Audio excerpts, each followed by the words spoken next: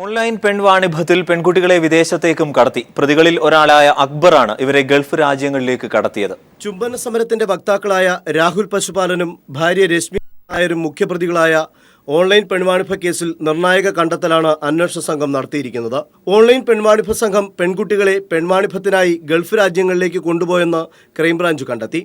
കേസിലെ മുഖ്യപ്രതി അക്ബറാണ് പെൺകുട്ടികളെ ദുബായ്, ഷാർജ, ബഹ്റിൻ എന്നിവിടങ്ങളിലെ ഹോട്ടലുകളിൽ എത്തിച്ചതെന്നും അക്ബർ അന്വേഷണ ഉദ്യോഗസ്ഥരോട് വെളിപ്പെടുത്തിയിരിക്കുകയാണ്. കോട്ടയം, തൃശൂർ സ്വദേശിനികളായ പെൺകുട്ടികളെയാണ് വലിയ തുക പ്രതിഫലം പറ്റി ഗൾഫിലെ സെക്സ് റാക്കറ്റിന് എത്തിച്ചു കൊടുത്തതെന്നും അക്ബർ മൊഴി നൽകി.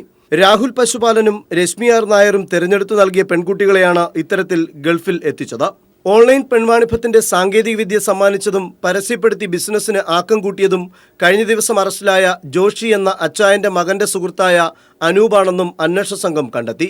സാങ്കേതികവിദ്യ നൽകിയതിന് പ്രതിഫലമായി ബാങ്ക് ജീവനക്കാരനായ അനൂപ് പെൺവാണിഭത്തിന് കൊണ്ടുവന്ന പെൺകുട്ടികളെ നിരവധി തവണ ഉപയോഗിച്ചിരുന്നതായും അനൂപ് തന്നെ വെളിപ്പെടുത്തിയിരിക്കുന്നു.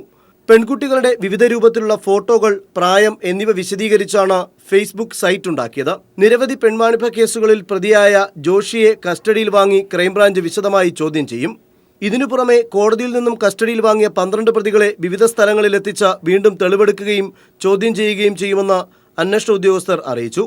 ഇതിനിടെ ചുംബന സമരത്തിൽ പങ്കെടുക്കുകയും രാഹുലിന്റെയും രശ്മിയുടെയും പെൺവാണിഭത്തെക്കുറിച്ച് വ്യക്തമായി മനസ്സിലാക്കുകയും ചെയ്ത പെൺകുട്ടി അന്വേഷണ ഉദ്യോഗസ്ഥർക്ക് മുമ്പിൽ മൊഴി നൽകിയിട്ടുണ്ട്.